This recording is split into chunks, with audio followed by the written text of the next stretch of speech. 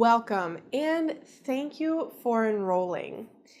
To say that buttercream flower cakes have come back into style is to imply that at some point they went out of style.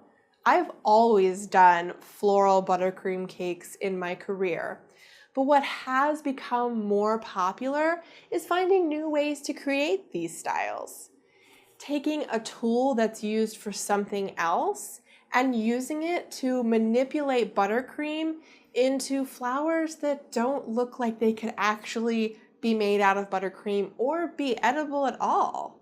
I've broken the course down into sections that have a nice natural flow, from simpler techniques to more difficult later on in the course. I recommend following along with the sequence of lessons, unless of course you come to a section or a lesson that you're already familiar with. You can go ahead and skip over that. However, the beauty of learning is that the subject matter may be the same, but each instructor has something unique to offer.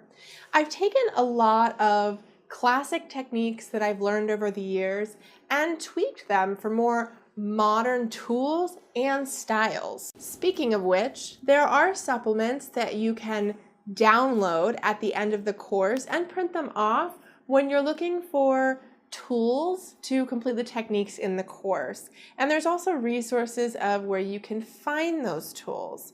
So definitely check that out. And if you have any questions through the course, don't hesitate to just shoot me a message and I will get right back to you. So are you ready? I'll see you in the next lesson.